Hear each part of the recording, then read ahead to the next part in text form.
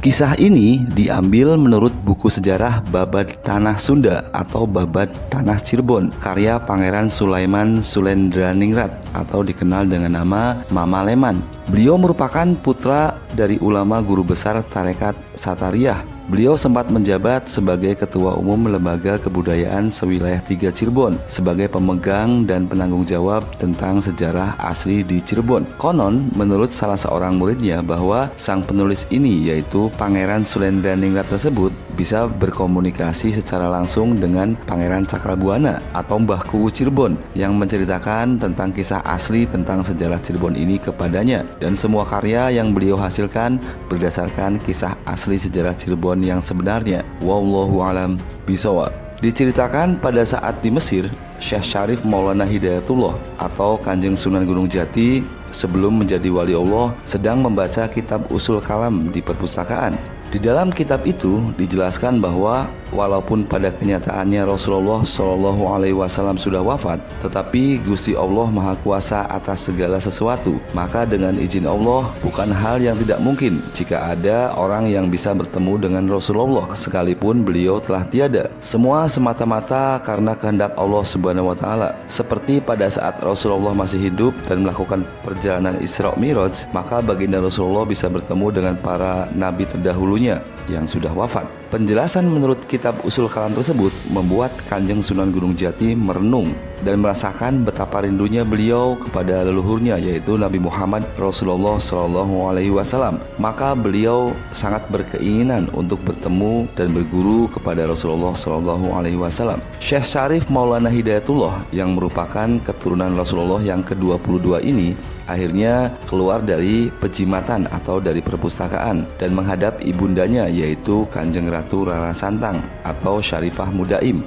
Sambil bersimpuh penuh hormat kepada ibunya, lalu Kanjeng Sunan Gunung Jati berkata, "Duhai ibu, mohon izin dan restu Ananda hendak berguru kepada Kanjeng Rasulullah Shallallahu Alaihi Wasallam. Ananda hendak mencari dimanapun sekiranya beliau berada." Kemudian sambil tersenyum lembut, sang ibunda yaitu Ratu Rara Santang atau Syarifah Mudaim ini berkata, "Nak mas sayang, putraku, seyogyanya engkau telah tahu bahwa baginda Rasulullah Muhammad Sallallahu Alaihi Wasallam sudah wafat.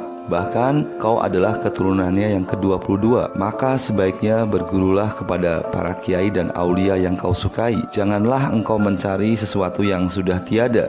Namun rasa penasaran dalam hatinya yang kian meraja setelah mempelajari kitab Usul Kalam tersebut membuat Syekh Syarif Hidayatullah memutuskan untuk pergi mencari baginda Nabi Muhammad Rasulullah Shallallahu Alaihi Wasallam. Maka tepatnya pada tanggal 5 bulan Jumadil tahun 1466 Masehi, beliau mohon pamit kepada ibundanya dan pergi mengembara guna mencari petunjuk dan keajaiban agar bisa bertemu dan berguru kepada baginda Nabi Muhammad Rasulullah Sallallahu Alaihi Wasallam. Sang ibunya yaitu Kanjeng Ratu Rara Santang atau Syarifah Mudaim merasa sangat sedih setelah ditinggal oleh putra kesayangannya. Ia membayangkan saat masa kecil Syarif Hidayatullah yang begitu cerdas dan sangat berbakat dalam mempelajari berbagai macam ilmu, khususnya tentang ilmu agama Islam. Beliau sering melamun memikirkan anaknya yang tengah mengembara. Setiap saat ia berdoa kepada Gusti Allah Subhanahu Wa Taala agar senantiasa menjaga dan melindungi anaknya selama dalam perjalanan dimanapun ia berada.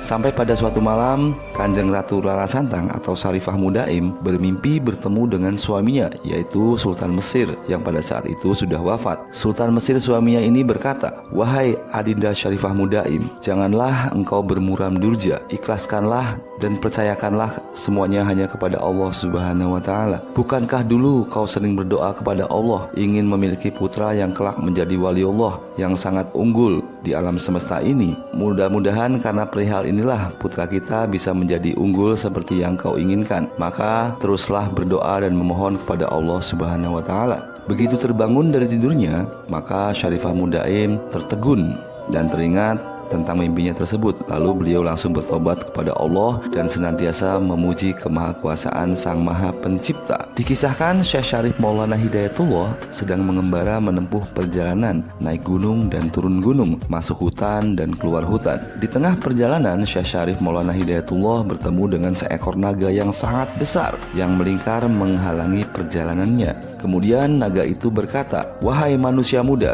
engkau ini siapa dan apa yang kau inginkan sehingga engkau menemuiku di sini?" Lalu Syekh Syarif Maulana Hidayatullah menjawab, "Wahai sang naga, aku adalah putra Mesir. Aku berkeinginan hendak berguru kepada baginda Rasulullah Shallallahu Alaihi Wasallam. Dan engkau naga, kenapa engkau tidak sama dengan ular yang lainnya? Engkau ini bisa berbicara bahasa manusia." Lalu sang naga itu berkata, "Saya bernama Yamlika. Saya ini berasal dari neraka. Sejak zaman Nabi Sulaiman alaihi salam, saya mulai tinggal di bumi. Jika engkau hendak bertemu dengan Rasulullah Shallallahu Alaihi Wasallam, maka kau jangan meneruskan perjalananmu ke Mekah atau Madinah. Tapi jika engkau bersungguh-sungguh, maka berjalanlah ke arah barat menuju Pulau Mejeti. Di sanalah kau akan menemukan petunjuk. Dan ini saya hadiahkan untukmu cupu manik. Jika di Terawang akan mengetahui hal-hal yang gaib dan bisa berkhasiat untuk pengobatan segala macam bentuk penyakit. Bahkan orang yang sudah wafat sekalipun bisa dihidupkan kembali." Kemudian cupu manik itu diterima oleh Syekh Syarif Maulana Hidayatullah dan mematuhi petunjuk naga yang bernama Yamlika ini. Kemudian beliau pamit dan meneruskan perjalanannya ke arah barat. Sesampainya di pinggir Pulau Mejeti, Syekh Syarif Maulana Hidayatullah bertemu dengan seorang pendeta yang bernama Ki Pendeta Ampini. Kemudian sang pendeta ini berkata, "Wahai anak muda, siapakah Anda dan apakah yang hendak Anda cari di sini?" Syekh Syarif Maulana Hidayatullah menjawab, "Saya ini adalah putra Mesir. Nama saya Syarif Hidayatullah. Saya berkeinginan hendak berguru kepada Nabi Muhammad Rasulullah Shallallahu Alaihi Wasallam." Kemudian sang pendeta ini berkata, "Apakah kau belum tahu bahwa Nabi Muhammad SAW sudah wafat berabad-abad yang lampau? Sebaiknya bagaimana jika kita berziarah ke makam Nabi Allah Sulaiman alaihissalam saja yang berada di Pulau Mejeti ini?" Syekh Syarif Hidayatullah berpikir sejenak dan tidak ada salahnya jika berziarah ke makam Nabi Sulaiman alaihissalam yang merupakan salah satu utusan Allah pada zamannya. Maka beliau mengikuti saran pendeta Ampini ini dan berjalanlah mereka berdua mencari makbaroh Nabi Sulaiman alaihissalam. Tidak lama kemudian datanglah ular naga yang sangat besar menghalangi perjalanan mereka. Sang pendeta merasa ketakutan dan berkata, "Hidayatullah, ada naga yang sangat besar.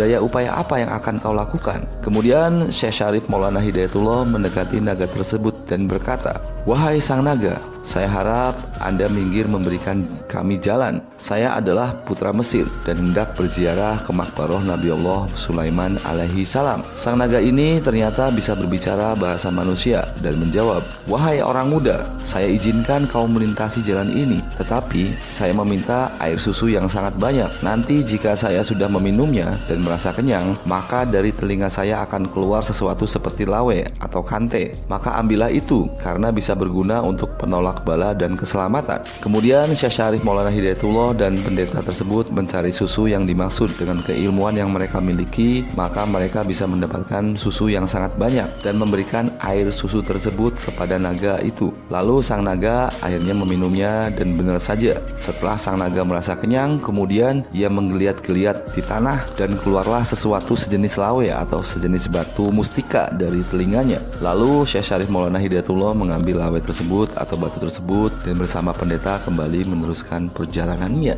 Pulau Mejeti pada saat itu sangat angker dan dihuni oleh banyak makhluk gaib dari bangsa jin, setan, siluman, perkayangan, dan berbagai macam binatang buas. Namun karena membawa batu mustika berupa lawe atau batu dari sang naga itu, maka segala macam bentuk jin gaib dan ular tidak berani mengganggu mereka. Akhirnya sampailah mereka berdua ke hadapan makbaroh Nabi Allah Sulaiman alaihi salam. Syekh Syarif Maulana Hidayatullah berdoa dan bertawasul dengan khusyuk, sementara si pendeta merasa senang karena tanpa pengetahuan Syekh Syarif Hidayatullah, ternyata sebenarnya maksud dan tujuan pendeta ini ziarah ke makbaroh Nabi Allah Sulaiman alaihi salam adalah untuk mencari cincin sakti Nabi Sulaiman. Kemudian dengan kesaktian yang dimilikinya, si pendeta ini mencoba mengambil cincin Nabi Sulaiman. Namun yang terjadi adalah cuaca mendadak sangat gelap gulita dan pendeta itu hancur lebur, sedangkan Syekh Syarif Hidayatullah terpental ke angkasa dan jatuh di puncak sebuah gunung. Segeralah Syekh Syarif Hidayatullah bertobat bertobat kepada Allah karena telah menemani orang yang berlaku durjana.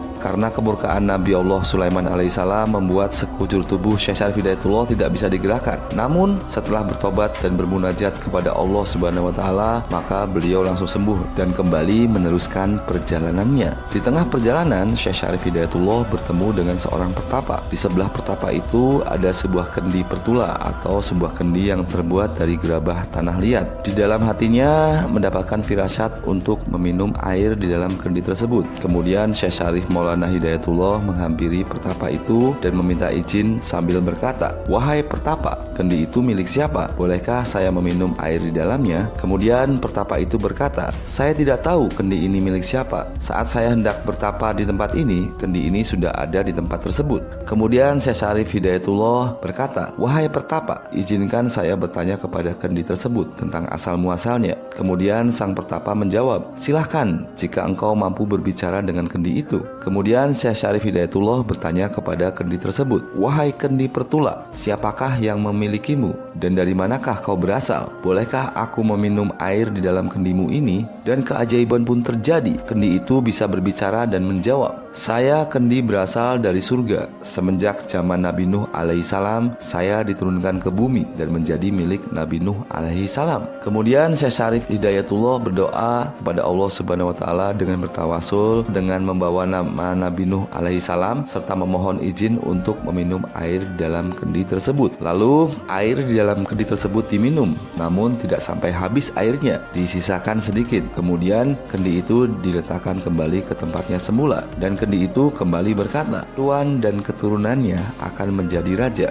Karena minum air ini tidak sampai habis, maka kekuasaannya tidak sampai terus, akan direbut hingga terjajah. Mendengar ucapan kendi itu, segeralah Syekh Syarif Maulana Hidayatullah mengambil kembali kendi itu dan meminum menghabiskan semua air sisanya sampai benar-benar habis. Lalu kendi pertula itu atau kendi yang terbuat dari tanah tersebut berkata kembali, "Selanjutnya setelah terjajah, lalu negara Tuan akan kembali merdeka dan abadi, tidak terjajah lagi, merdeka dan mulia negaranya serta tidak berubah. Saya kelak akan mengabdi jika Tuan sudah menjadi raja." Kemudian Syekh Syarif Hidayatullah menjawab, "Amin ya Allah, semoga terlaksana." Lalu kendi pertula itu terbang ke angkasa dan pulang ke alam nirwana. Setelah meminum air dari surga ini, perasaan dan hati serta jiwa Syekh Syarif Maulana Hidayatullah begitu terang benderang. Seluruh yang gaib dan tak kasat mata menjadi terlihat begitu jelas. Tubuhnya merasa segar bugar dan keringatnya pun berbau harum. Melihat kejadian tersebut, sang petapa tertegun terpana keheranan. Ia baru menyadari bahwa orang yang berada di depannya ini bukanlah manusia sembarangan, karena ia adalah manusia pilihan yang mendapatkan keistimewaan tersendiri dari Tuhan Sang Maha Pencipta. Kemudian sang petapa ini menyerahkan sebuah cincin batu akik yang memiliki keistimewaan bisa membuka hijab gaib dan bisa melihat tabir gaib yang ada di seluruh alam semesta.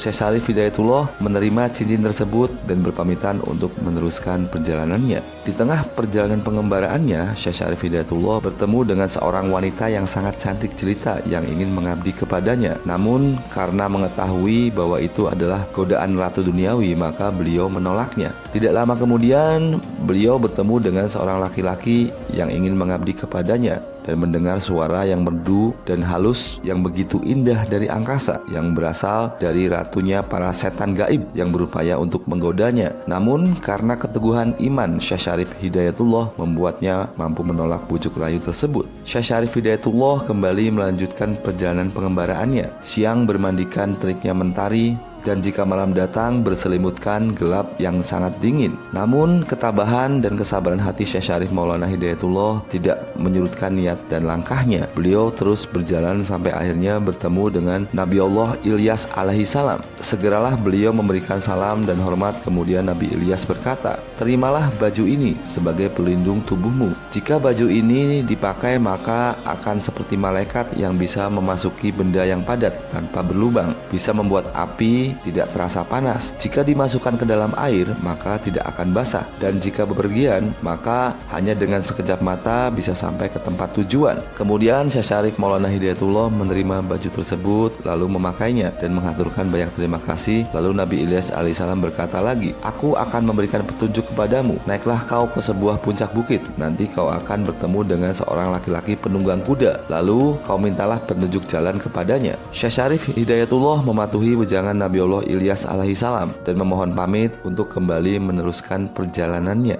Kemudian beliau menaiki sebuah puncak bukit dan bertemulah dengan Nabi Allah Khidir alaihissalam yang sedang menunggang kuda sembrani atau kuda bersayap. Dalam mitologi Yunani dikenal dengan nama kuda Pegasus. Syekh Syarif Hidayatullah segera mengucapkan salam dan sungkem hormat. Nabi Allah Khidir alaihissalam lalu memberinya buah-buahan yang hijau dari surga, lalu menyuruhnya memakan buah tersebut. Lalu Syekh Syarif Hidayatullah memakan buah dari surga itu yang terasa begitu lezatnya. Tiba-tiba muncullah cahaya berbentuk warna-warni seperti pelangi. Buah dari surga itu memiliki khasiat bisa mengerti segala macam bahasa, baik bahasa manusia, bahasa jin, bahasa setan, bahasa hewan, bahasa malaikat, bahkan bahasa tumbuh-tumbuhan atau angin pun bisa dimengerti dengan baik. Dan berkahnya bisa menurun sampai ke 3 turunan.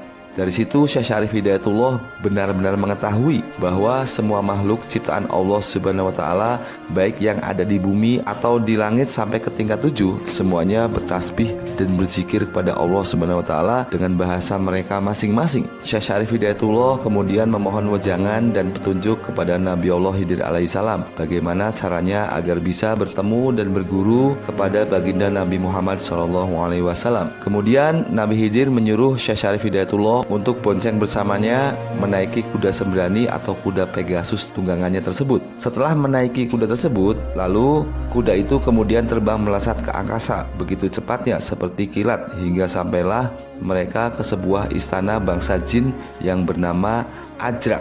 Istana Ajrak ini terletak di angkasa di tengah-tengah antara bumi dan langit pertama. Kemudian Syekh Syarif Hidayatullah disuruh turun. Setelah beliau turun, kemudian memasuki gerbang keraton istana Ajrak dan bertemulah dengan sang Prabu Raja Jin Islam yang bernama Abdullah Safari. Sang Prabu bangsa jin ini merasa sangat senang gembira menyambut kedatangan Syekh Syarif Hidayatullah dan menyuruhnya duduk sejajar dan berkata, "Sungguh berbahagia sekali dengan kedatangan cucuku. Wahai cucuku, apakah gerangan yang kau kehendaki hingga kau menghadap eyang di sini?" Kemudian Syekh Syarif Hidayatullah menjawab, "Cucunda menghaturkan hormat. Kedatangan saya kemari sedang mencari dan hendak berguru kepada baginda Muhammad Rasulullah SAW. Semoga eyang berkenan memberikan petunjuk." Sang Prabu bangsa jin ini tersenyum lalu berkata, "Tidak lama lagi engkau bisa bertemu dengan baginda Muhammad Rasulullah SAW. Ini adalah buah-buahan pemberian malaikat. Silahkan engkau makan." Kemudian Syekh Syarif Hidayatullah menerima buah-buahan tersebut dan memakannya sampai habis, yang memiliki 1000 khasiat dan berkahnya menurun sampai 9 turunan. Karena merasa begitu lezatnya buah-buahan tersebut, membuat Syekh Syarif Hidayatullah pingsan. Kemudian sang Prabu memanggil Mahapatih dari bangsa jin yang bernama Patih Osad Asid dan berkata, "Ini adalah cucuku. Maka bawalah ia ke Damsyik atau ibu kota negara Islam di Ajrak. Masukkanlah ia ke dalam Masjid Mirawulung." Segeralah Kian Patih Osad Asid membawa Syekh Syarif Hidayatullah ke Masjid Mirawulung. Beberapa saat kemudian beliau tersadar dan sudah berada di dalam Masjid Mirawulung. Ia bertemu dengan beberapa roh manusia dan berbicara dengan mereka, dan mereka pun mendoakan agar tujuan Syekh Syarif Hidayatullah bisa dikabulkan oleh Gusti Allah Subhanahu wa taala. Kemudian Syekh Syarif Hidayatullah bertafakur dan berzikir dalam masjid tersebut. Hatinya telah ikhlas dan bertawakal kepada Allah atas apapun yang akan terjadi di kemudian hari. Sekalipun jika ia tidak akan turun lagi ke bumi, ia sudah berserah diri sepenuhnya hanya kepada Allah Subhanahu wa taala. Beberapa saat kemudian terdengarlah suara dari angkasa, "Wahai anak manusia, berbahagialah engkau telah diridhoi oleh Allah Subhanahu wa taala. Maka naiklah kau ke langit ke-6 untuk bertemu dengan Rasulullah SAW. Pada waktu mi'rajnya Syekh Syarif Hidayatullah ini, yaitu pada tanggal 28 Rajab tahun 1466 Masehi. Setelah mendengar suara dari langit tersebut, lalu Syekh Syarif Hidayatullah keluar dari masjid dan menengadahkan pandangannya ke arah langit. Dan terlihat langit pun terbuka. Terlihatlah para malaikat yang melambaikan tangannya. Dan seperti ada kekuatan yang sangat luar biasa yang membawa Syekh Syarif Hidayatullah ini terbang ke langit pertama. Sesampainya di langit pertama, Syekh Syarif Hidayatullah memberikan salam kepada para malaikat dan para aulia tersebut. Kemudian dibalas salam dan disambut gembira oleh mereka. Lalu Syekh Syarif Hidayatullah naik kembali ke langit kedua dan naik terus ke langit ketiga, ke langit keempat, ke langit kelima, dan naik ke langit yang keenam. Para malaikat dan anbiya yang berjumpa semuanya memberikan salam dan dibalas salam oleh Syekh Syarif Hidayatullah dengan penuh rasa syukur memuji kemahakuasaan Allah Subhanahu wa taala. Syekh Syarif Hidayatullah akhirnya telah sampai ke langit yang keenam dan melihat kilauan cahaya yang sangat indah dan ia terharu, kemudian sujud syukur. Lalu tiba-tiba terdengar suara, "Janganlah kau sujud kepada sesama ciptaannya, maka sujudlah kau hanya kepada Allah Subhanahu wa taala." Mendengar suara tersebut, Syekh Syarif Hidayatullah bangkit dari sujudnya dan melihat baginda Muhammad Rasulullah SAW telah berdiri di depannya. Kemudian Rasulullah Muhammad SAW ini memberikan wejangan dan pengajaran tentang syahadat yang sejati. Setelah memberikan pengajaran, lalu Rasulullah berkata, "Aku berikan gelar kepadamu sebagai insan kamil. Kau akan menjabat sebagai wali kutub. Saat tidak adanya nabi, maka yang ada adalah aku. Saat aku sudah tidak ada, maka yang ada adalah kamu. Maka kau kutugaskan untuk menyiarkan agama Islam dengan baik. Rukunkanlah 5 perkara, yaitu syahadat, sholat, puasa, zakat, dan naik haji bagi yang mampu, dan patuhilah apa yang dijelaskan di dalam Al-Quran. Dan ingatlah, kau jangan melebih-lebihkan sesuatu tanpa amal kebajikan, dan bergurulah kepada adat istiadat biasa di dunia yang benar dan sesuai dengan ajaran Islam, dan berhati-hatilah terhadap sesuatu yang menyimpang dari ajaran agama Islam." Setelah dirasa cukup menimba ilmu dari baginda Muhammad Rasulullah SAW, lalu Syekh Syarif Hidayatullah mengucapkan banyak terima kasih dan berpamitan, kemudian segera turun ke langit yang kelima, turun terus ke langit yang keempat, turun ke langit yang ketiga, turun ke langit yang kedua, dan turun ke langit yang pertama. Syekh Syarif Hidayatullah bertemu dengan para malaikat dan anbiya dan mengucapkan salam serta berpamitan kepada mereka. Dengan izin Allah Subhanahu wa taala, Syekh Syarif Hidayatullah turun dengan mengendarai awan putih dan sampai kembali ke istana bangsa jin Ajrak yang letaknya di angkasa di tengah-tengah antara bumi dan langit pertama.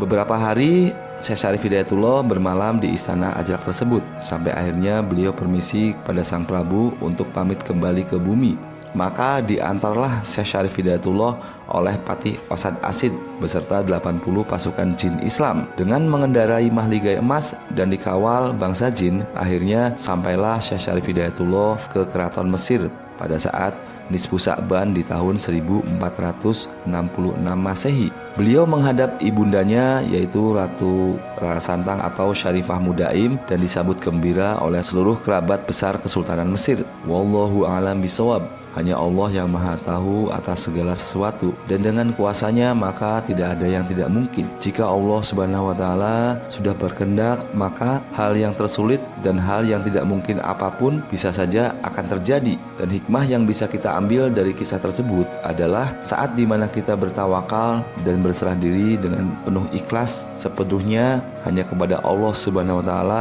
maka di saat itulah bantuan dan petunjuk Allah Subhanahu wa taala akan segera datang. Dan tugas kita adalah berjalan dan berikhtiar untuk sampai kepada tujuan dan hal-hal yang kita inginkan. Semoga Gusti Allah senantiasa mengabulkan semua hajat dan keinginan tersulit apapun di muka bumi ini. Amin ya Allah ya Rabbal Alamin.